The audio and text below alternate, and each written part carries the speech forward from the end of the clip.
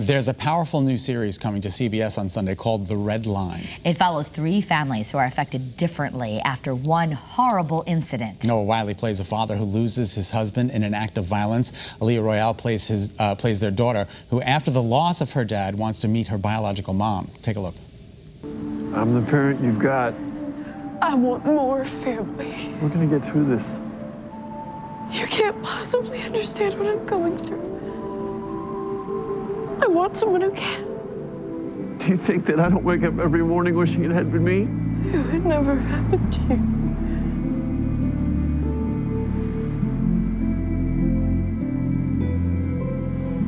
Please help me meet my mom. Wow. Now, we are very excited to welcome Noah Wyle, who plays Daniel, and Aliyah Royale, who plays his daughter, Jira.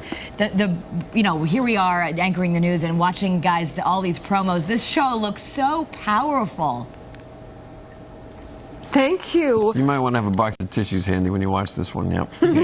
Noah, I was reading an article about you. You said you fell in love with acting again, playing this part. Can you give us a little explanation on that? Sure. Well, I've been doing it a while now, and the last few years I've gotten to wear a lot of different hats on the sets that I've been working on. I've been producing, and I've been writing, and I've been directing a lot.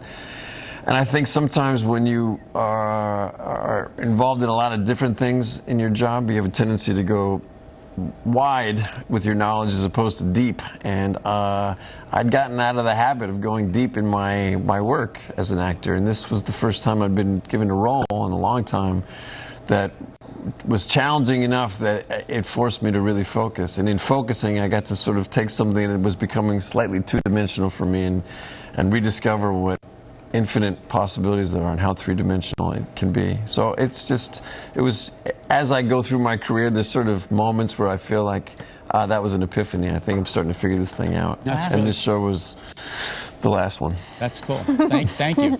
So what's going to be interesting for viewers, and also talk to us about maybe the purpose, this is really shot and set in Chicago, and it sort of mirrors what the country is watching on TV every day as this moment we're all facing.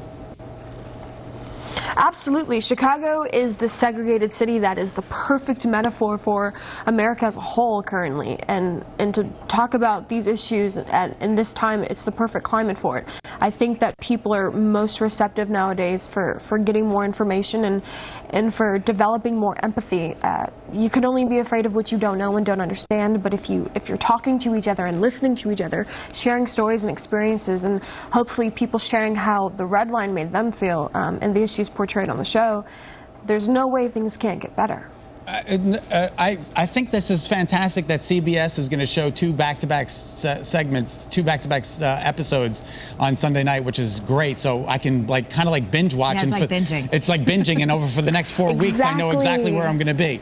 But no, I was also reading that you didn't think the pilot stood a chance in the beginning. Is that right?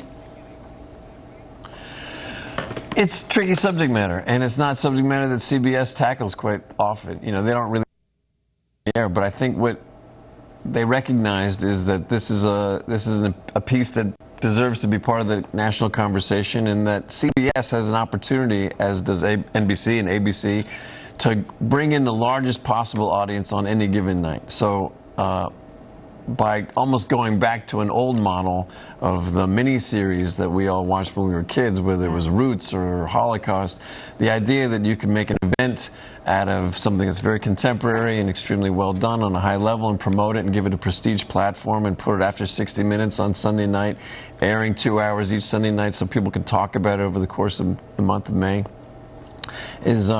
is very gratifying. It means that they're taking it very seriously. And you're right, I thought it was a riskier bet than that when I took the job, and I couldn't have been proven more wrong. Wow, that's awesome. It's you know, the time slot, if you want to, and you think your kids are old enough to kind of understand, we can watch it with the family. And Aliyah, tell us about the whole hook with you looking for your biological mom. There's a lot of emotional pull to this series as well.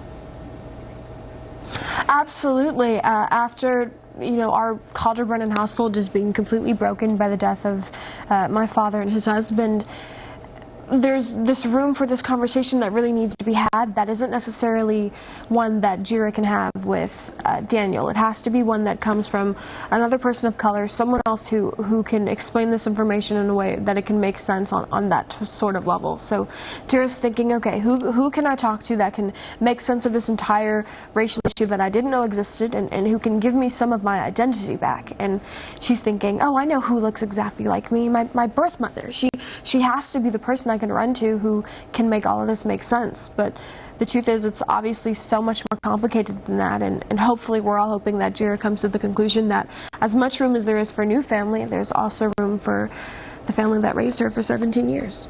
Well, we're excited. we're very excited about this new series, and we got very close making this show, as you can tell. That's fantastic. Yeah. We're excited. It's also on CBS. We want to thank you so much for spending some time with us on Better. Thank you, Scott. Thank you, Claire. It was great to talk to you. Great to talk to you as well.